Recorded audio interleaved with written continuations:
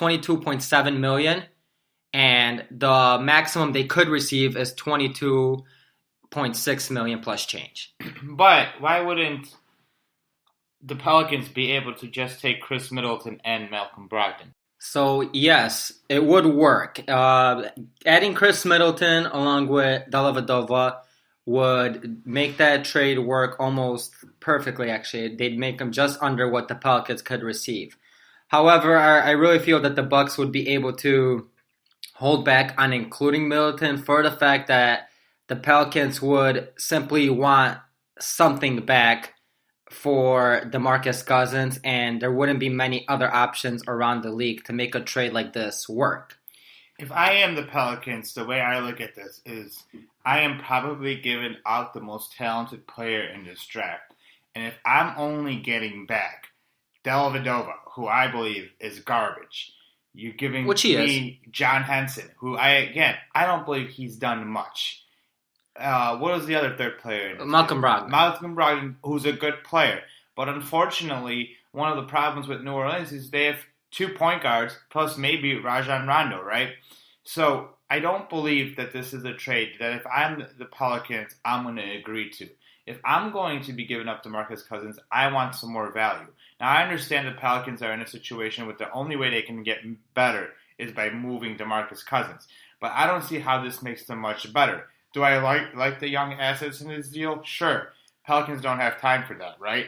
Pelicans want to build a team around Anthony Davis in order to be able to keep him. And they can't do that with the likes of – they're not going to get better with the likes of Matthew Dellavedova and John Henson. Yeah, and that's true. And it's something that would really be an interesting point in this situation. Who would be more strict with their point? And I don't think – I'm not sure how willing the Bucks would be to give up Middleton along with their first round pick and another player, which they're giving up a lot of depth. Now, CJ McCollum would be better, is a better player than Chris Middleton. But Chris Middleton is a very solid player. They're both at about the same age. And CJ McCollum costs a lot more than Chris Middleton does. So it would be very interesting to see how it works out. I feel that the Pelicans would be able now to package those 2 draft picks and a Malcolm Brogdon or whoever else they need to package for a better player later on in the season. And there would be very few other scenarios where they would be able to make a trade like this work and receive the package that they are receiving, because they are receiving 2 first-round draft picks, which are valued a lot in today's NBA. And they are receiving a nice young player in Malcolm Brogdon and a solid rotation piece in John Henson. And trash in Matthew Dellavedova, but that is something that they would have to take on to make this trade work. So how would you what would be your feeling about Damian Lillard and DeMarcus Cousins playing together? Oh, and by the way, I do have to mention that in this scenario too, Nurkic they would have to let Nurkic go, essentially. Nurkic is a free agent, and the Blazers would not re-sign Nurkic in this situation, which is really fine because right now for next season, they have 8 total guaranteed contracts that equal over $110 million, which is absolutely absurd. And really, this is not taking into account their 4 free agents who are Ed Davis, Nurkic, who will ask probably for around $15 million. And I feel that a team like Dallas will give him $15 million if he asks for it a year, which would put the Blazers way over not only the salary cap, but over the luxury tax. And I'm saying way over, and then taking into account Pat Naughton, Connaughton, you have Shabazz Napier, and Ed Davis as well, who all played in over 74 games for the Blazers last year, and were all rotation pieces. They all played at least 18 minutes a game, I should say. I'm sorry. And so they really would be losing a lot of rotational pieces in this if they sign Nurkic as well. So now you would either have the choice to try to get those 3 guys back or a Nurkic, which would make no sense because they already have DeMarcus Cousins in this scenario. But what would be your thoughts about the DeMarcus Cousins and Damian Lillard pairing? Well, I mean, it's hard when it comes to DeMarcus Cousins. It's hard to find a good pairing to begin with. It'd be an interesting pairing because they're both super talented offensive players. And if they figure out a way to make it work, it would be hard. It would be difficult for teams to stop. I mean, who do the Golden State Warriors have that can stop DeMarcus Cousins? Probably nobody, right? Probably. Draymond Green will obviously a point will be made for Draymond Green. But Draymond Green struggles against tall centers, right? That's one of his biggest areas where it's a weakness. Now, I like offensively on paper. I like the pairing. I don't know if it works. I don't know if Damian Lillard, who's a high volume guy who likes the ball a lot, can work with DeMarcus Cousins, who's a high volume guy and also has a terrible attitude.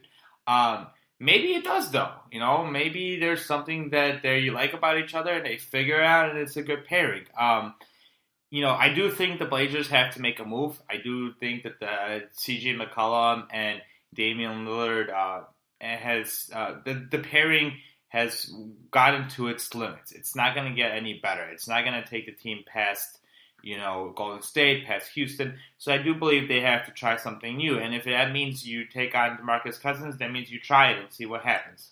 Exactly. I think it's worth the risk for them to break up that pairing, the CJ McCollum and Damian Lillard pairing, and try something new with DeMarcus Cousins and see where things go. Because DeMarcus Cousins, if healthy, is much more talented than CJ McCollum. And that's nothing against CJ McCollum.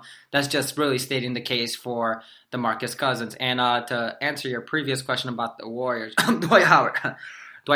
So I really do feel the Warriors should sign Dwight Howard. I think that would be Whenever Dwight Howard is the answer, especially coming from a Lakers fan, we know how helpful that's going to be. Well, Dwight Howard is a fifth option. I mean, so that he's going to be an offensive option.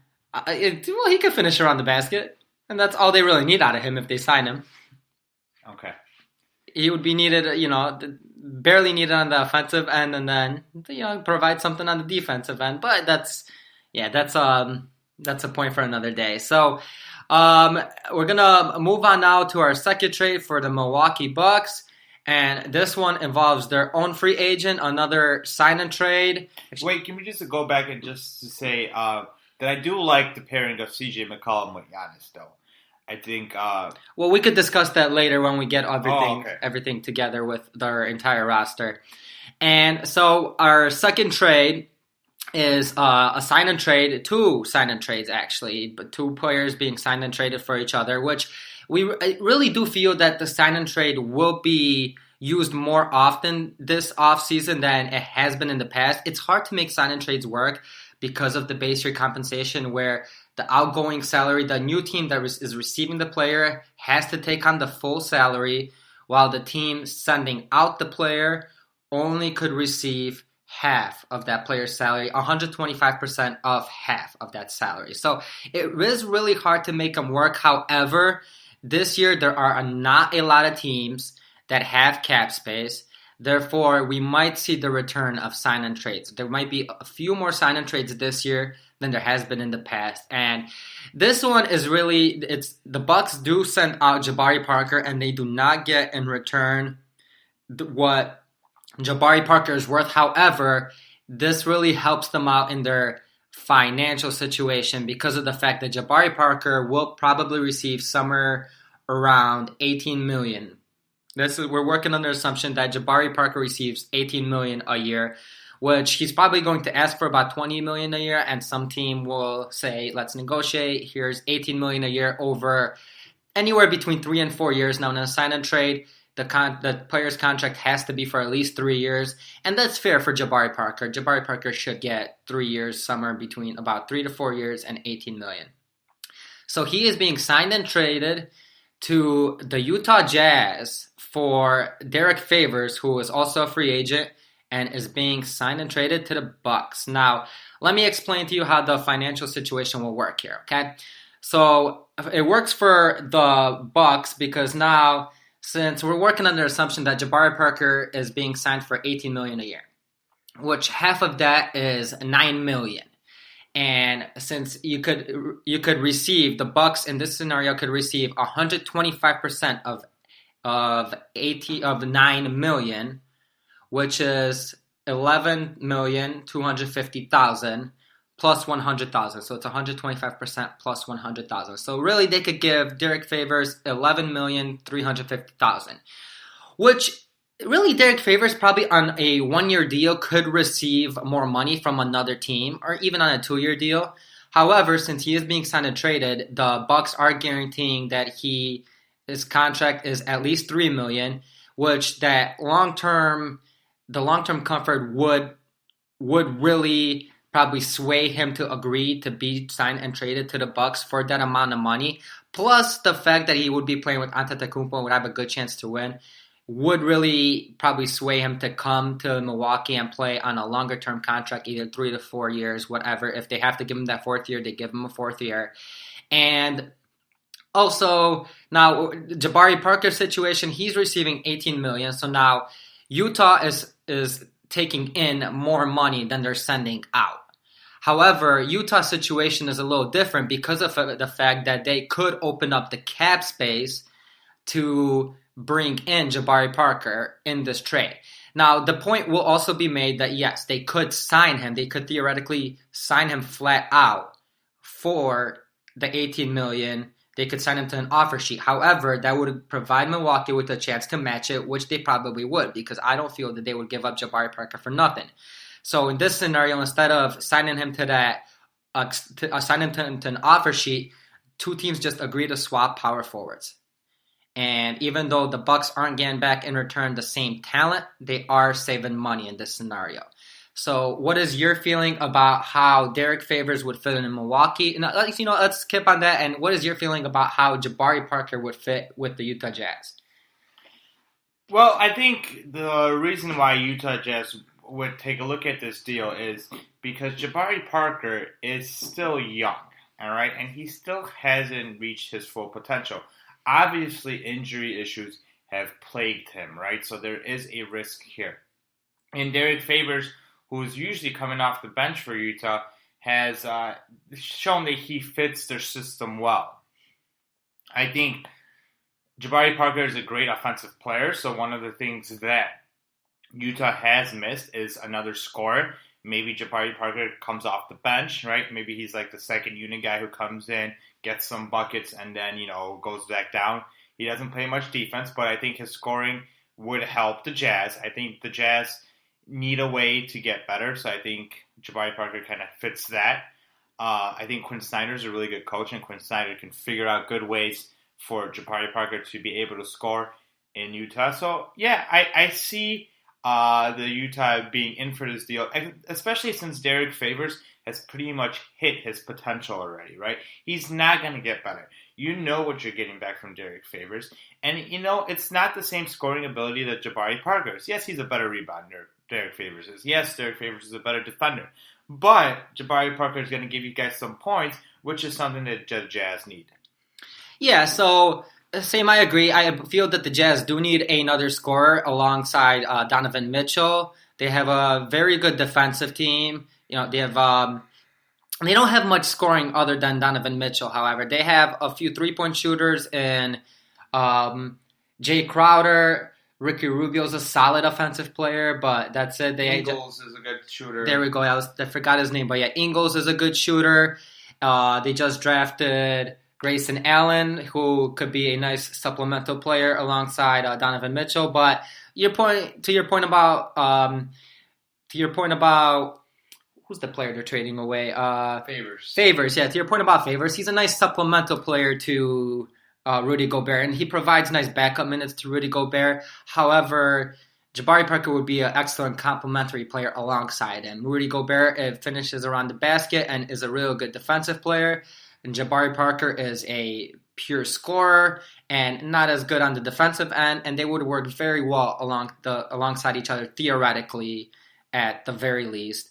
And he's still young, and that fits their timeline perfectly. Rudy Gobert is young; he's just over 25, maybe 26, maybe 27. Donovan Mitchell is coming off his Rudy rookie Gobert is year. actually 24. Well, He's even younger. Yeah, so even better. He fits the mold of that team. Nothing. I haven't heard much about his attitude. I know the Utah Jazz are a high quality team in terms of how their players act. So really, I think it would be a great fit for Utah. it would really boost their team just a little higher.